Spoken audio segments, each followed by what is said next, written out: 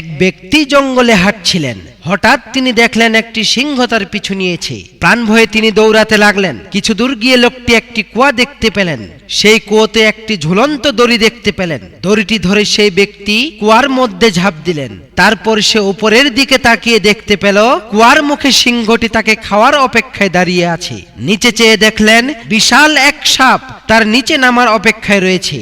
বিপদের উপর আরো বিপদ হিসেবে দেখতে পেলেন সে যে দড়িটি ধরে ঝুলে আছে, দুটি ইঁদুর তার দড়িটি কামড়ে ছিঁড়ে ফেলতে চাইছে।